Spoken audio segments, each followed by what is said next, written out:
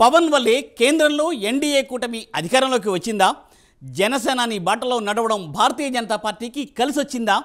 అతి కష్టం మీద బీజేపీని ఆంధ్రప్రదేశ్లో టీడీపీ కూటమిలోకి తెచ్చిన పవన్ కళ్యాణ్ కాషాయ పార్టీ నెత్తిన పాలు పోశారా? అటు మోదీకి ఇటు చంద్రబాబుకు పవన్ ఉపయోగపడ్డారా?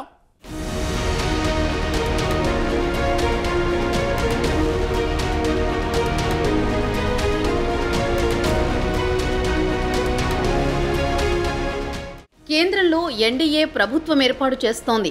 ఈ ఎన్నికల్లో ఏపీలో ఆ కూటమికి వచ్చిన లోక్సభ సీట్లు ఇందుకు కీలకంగా మారాయి. అయితే టీడీపీ జనసేన కూటమిలోకి బీజేపీని తీసుకొచ్చేందుకు పవన్ గట్టి కృషి చేశారు. నిజానికి బాబుతో కలిసేందుకు సుముఖత చూపని కాషాయ పెద్దలు పవన్ ఒత్తిడితో ఏపీలో టీడీపీ కూటమిలో చేరారు. అయితే ఈ ఎన్నికల్లో కేంద్రంలో బీజేపీకి సొంతంగా మ్యాజిక్ ఫిగర్ రాకపోవడంతో మిత్రపక్షాల మద్దతుతో ప్రభుత్వాన్ని ఏర్పాటు చేస్తోంది. అయితే చివరకు పవన్ కళ్యాణ్ చేసిన ప్రయత్నం బీజేపీ నెత్తిన పాలు పోసినట్లయింది.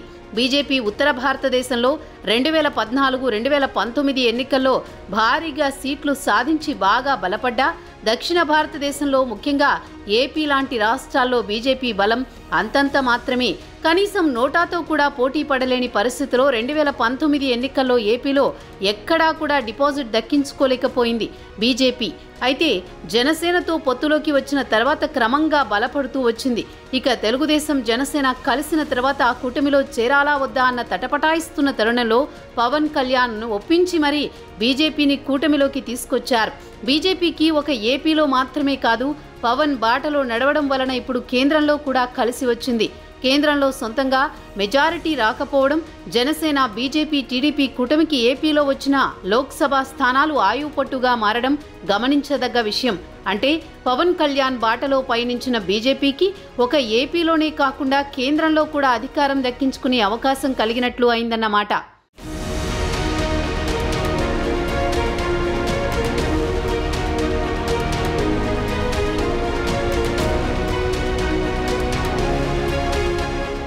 ఆ మధ్యన వచ్చిన అత్తారింటికి దారేది సినిమాలో అలవోకగా చెప్పే పవర్ఫుల్ డైలాగ్ ఒకటి ఉంది. ఎక్కడ నెగ్గాలో కాదు ఎక్కడ తగ్గాలో తెలిసిన వాడి అంటూ పవన్ కళ్యాణ్ గురించి గొప్పగా హాస్య నటుడు ఎంఎస్ నారాయణ చెబుతారు. ఈ మాట నిజ జీవితంలో పవన్ కళ్యాణ్కు దగ్గరగా ఉంది. ఏపీలో కూటమి గెలుపు వెనుక పవన్ ఉన్నారని, ఇలాంటి విజయం కోసం పవన్ పరితపించారని, అందుకోసం ఎన్నో మెట్లు దిగారని గుర్తు చేసుకోవాల్సిన పరిస్థితి. విశ్లేషకులు సైతం ఇదే అభిప్రాయంతో ఉన్నారు. టీడీపీ కూటమి కట్టడం, 3 పార్టీల మధ్య సమన్వయం, ఓట్ల బదలాయింపు వంటి విషయాల్లో పవన్ చూపిన చొరవను గుర్తు చేస్తున్నారు.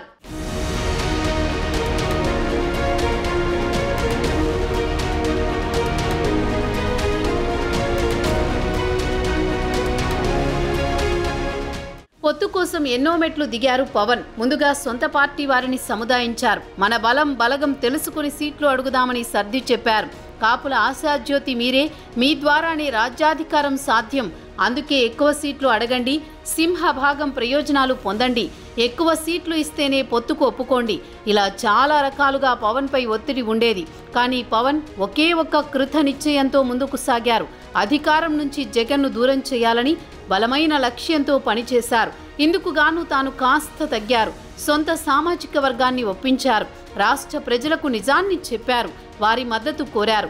సంపూర్ణ విజయం దిశగా పార్టీని నిలబెట్టారు.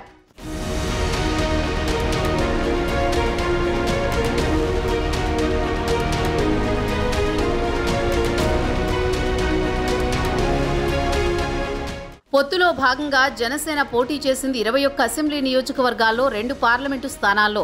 అన్నింటా విజయం సాధించింది. ఏపీలో సంపూర్ణ విజయం సాధించింది ఆ పార్టీయే. అయితే ఇదంతా పవన్ ఆలోచనలతోనే ముందుకు సాగింది. 3 పార్టీల మధ్య పొత్తు కుదరకూడదని అధికార పార్టీ భావించింది. ఇందుకుగాను ఎన్ని రకాల ప్రయత్నాలు చేయాలో అంతలా చేసింది. దమ్ముంటే 175 నియోజకవర్గాల్లో పోటీ చేయాలని సవాల్ చేసింది. బీజేపీ కలిసి రాకుండా ఎన్నో రకాలుగా ప్రయత్నాలు చేసింది. కానీ వీటన్నింటికీ చెక్ చెప్పారు పవన్. టీడీపీతో పొత్తును ప్రకటించారు. బీజేపీని తీసుకువచ్చారు. సీట్ల సర్దుబాటులో భాగంగా కొన్నింటిని వదులుకున్నారు. త్యాగాలకు సైతం సిద్ధపడ్డారు. ఓట్ల బదలాయింపునకు కారణమయ్యారు. అవసరమైనప్పుడు తగ్గి తరువాత దూకుడు పెంచి అధికార పార్టీ మెడలు వంచారు పవన్. చివరకు తాను అనుకున్నది సాధించారు. ఈ మొత్తం రాజకీయ ప్రయాణంలో పవన్ తన పార్టీకి 100% స్ట్రైక్ రేట్ సాధించుకోవడమే కాకుండా టీడీపీకి విముక్తి కల్పించారు. అటు కేంద్రంలో ఎన్డీఏ కూటమి అధికారంలోకి రావడానికి కారణమయ్యారు. మొత్తంగా మోదీ, చంద్రబాబు ఇద్దరికీ సేనాని ఉపయోగపడ్డారు అన్న మాట రాజకీయ వర్గాల్లో వినిపిస్తోంది.